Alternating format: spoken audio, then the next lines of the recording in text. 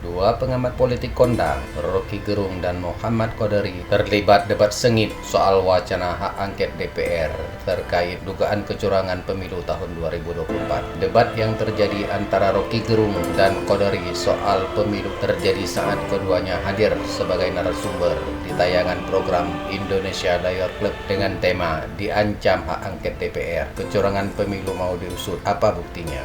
Dilihat dari tayangan program yang dipandu Karni Ilyas itu, tampak awalnya Rocky Gerung menyebut bahwa demokrasi di pemilu tahun 2024 telah dirusak oleh Presiden Jokowi. Sebetulnya teman-teman yang membuat desain undang-undang mengenai pemilu ini, kenapa kemudian membuat adanya hitungan manual, ada hitungan elektronik, tapi tiap kali diadakan pemilu yang mempersoalkan hitungan elektronik itu adalah mereka sendiri gitu loh. Mereka yang membuat, mereka yang melahirkan, mereka juga yang mempersoalkan. Coba ya saya interupsi kecil ya. Karena seolah-olah Qadari mau menerangkan ini soal teknis mata-mata problemnya. Poinnya, kenapa ada ada kecurigaan terhadap soal ini? Menurut Anda? Ya karena kalah, Bang. Bukan. Orang-orang yang kalah ini mencari dalih supaya dia mengatakan dia mau nggak kalah. Ya Yang kedua, dia mau membangun bargain position. Walaupun dia sudah kalah, dia masih punya posisi tawar gitu loh. Entah misalnya nanti untuk masuk ke kabinet atau hal-hal yang lain. Itu jawaban yang pasti hadir. Setiap orang kalah pasti bikin soal tuh. Tetapi kenapa psikologi kecurigaan itu melekat terus di benak publik? Bahkan bagi mereka yang nggak bermain politik. Kalau sepengetahuan saya ya, yang namanya naluri kecurigaan atau tudingan-tudingan itu selalu berlaku dalam setiap pemilu dan tiap ada yang kalah gitu. Dan itu sudah dinyatakan misalnya oleh Pak Mahfud MD sendiri. Kalau nggak salah dia acara LC, setiap kali pemilu, setiap ada yang kalah pasti menyalahkan KPU. Jadi sebetulnya ini adalah pola yang berulang gitu loh.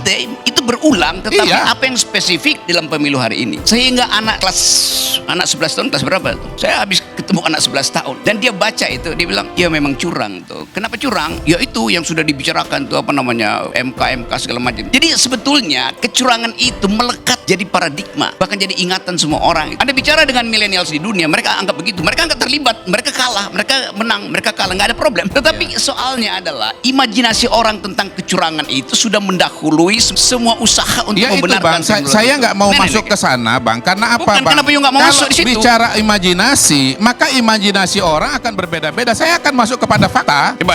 Saya nggak mau berbicara imajinasi. Saya tidak mau masuk kepada skema pemikiran yang Abang berikan. Nggak usah Kenapa? masuk di situ. Karena diskusinya nggak usah buat masuk, saya oke. bukan soal imajinasi. Oke, jangan Gini masuk loh, di Bang. situ. Gini. Bahayanya soal imajinasi itu adalah banyaknya dugaan-dugaan dan asumsi-asumsi, sementara realita yang terjadi di lapangan tidak seperti itu. Oke. Kalau saya nih Bang ya, bicara mengenai kenapa 02 menang. Kalau saya meruntut saja kepada temuan-temuan dari survei yang memang menunjukkan bahwa dukungan mayoritas masyarakat itu kepada 02 gitu. Coba. Kalau hasilnya nanti kemudian ternyata 02 menang, bukan karena curang, tapi karena memang rakyat yang memilih 02 gitu Ya, Bang. saya nangkep Nah, itu. itulah yang menjadi problem. Seolah-olah semua ini adalah sebuah desain kecurangan. Itu yang saya tidak setuju. Oke, udah cukup. Termasuk juga soal belum. Oke. Karena yang akan memberitakan saya adalah Bang Karni, bukan Anda.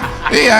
Ya, jadi ya kan Bang Karni kan moderatornya kan gitu. Jadi semua ini adalah suatu proses dan saya bisa mengatakan dengan temuan-temuan survei yang dilakukan oleh berbagai macam lembaga yang sudah punya track record, kita bisa lihat bagaimana pola dukungan kepada 02 itu terus meningkat dan akhirnya menang gitu loh. Jangan sampai buruk muka cermin dibelah. Itu yang terjadi pada hari ini. Buruk muka cermin dibelah.